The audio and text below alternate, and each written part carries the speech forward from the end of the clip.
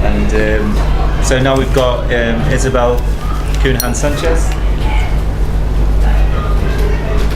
A bit of background. Sorry, my notes are on my phone. Thank you for inviting me to speak here this evening. Sorry, I can't see it. I think we have to start with the council. We need councillors who will start to fight for us and who will try to change things. We can't be afraid to rock the boat. We need to change and we can't wait for it. I've left the affordability housing debate to come here. It finished just after 5 and Jack Domi was speaking and everything he focused on was 2015, waiting for Labour to come in. There was no question that they would. It is presumed that they will. And, Sarah and I were speaking, we can't wait for a new Labour government to come in. And it's only actually been in the last few days that I've actually felt the courage that I would be able to stand and try and represent the people in the streets, so to speak, and represent, the people we've been meeting with.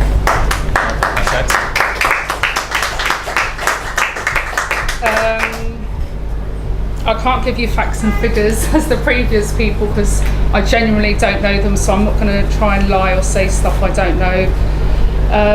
I'm talking from my experiences, and my experiences with Brent Council, I have had a lot of councillors come to me and promise to plant the roses in my garden and they haven't turned up. They're all talk to your face and they just don't deliver, and it is deflating, especially when you're going through these bad times. You need people who are going to do what they say they're going to do, or at least say, well look, if they can't do it, just say, well look, we might not be able to help you, but we'll try and get you there.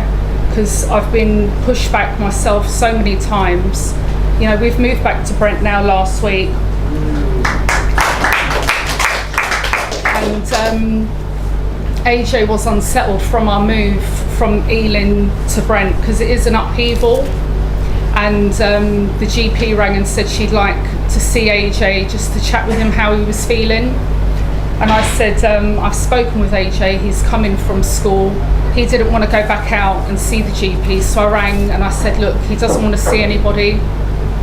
So she said, I'll have to inform your social worker. I said, that's fine. Gave her all the details for the social worker, who in turn said, we stand by Isabel.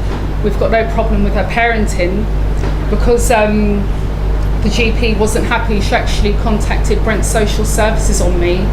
So, sorry, on Wednesday night I had the police call out to me, and it has actually left me enraged to the point that I really do want to give something back. In the invasion itself of having the police come in, I had no choice. They had to come in. They said, we're duty bound, we have to enter. And the worst thing then was to come was when they said, well, no, look, we actually have to see your son. So I had to take, everyone's asleep at this stage. Sarah and I were up watching St. Elmo's fire. And they said, well, no, look, we have to see your son's okay. So I had to bring them up to the bedroom. And that invasion has just left me, I've been talking to Sandra on the internet. It's just left me feeling an absolute rage. And I'm trying to communicate this back to the people at Brent. And all they say to me is, there are paths we have to follow, duty of cares. And my point to them was, my social worker knows me, knows my family, so why you had to go over him and have the police knocking at midnight is just not a pleasant experience. I am talking to mums at the school where Aidan goes to. His school does fall under St. Camden, but one mum's now travelling from Greenwich because she cannot afford to live in the area, so to travel every day from Greenwich to Kilburn. I thought Ealing was hard, so that is a big trek. So I'm really trying to encourage mums, even the dads at the school gate, to stand up and come to our demos. Sorry, I've lost where I am. Sorry.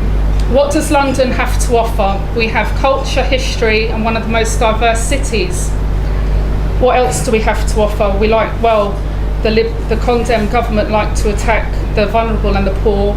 I've got 2 friends who have actually been ruled fit for work in the last 3 weeks, and the stress alone has left one, she was my mum's friend, left her she has turned back to drink. So these things, you know, are serious. And even today, I think one of the councils tweeted they've had to ask Shelter to come in and give the council training because the suicide risk has got so high.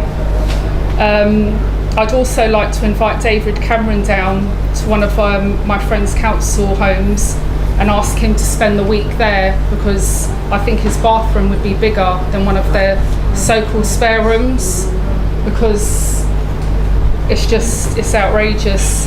I have decided, even if I only got 3 votes standing under TUSC, it's 3 less votes than Labour would get. So I've lost my whole track of what I was trying to say. I'm so sorry. Just basically, I'm happy to stand under TUSC. They've always supported me. It's always been black and white on the table, facts as they are, and yeah, that's it.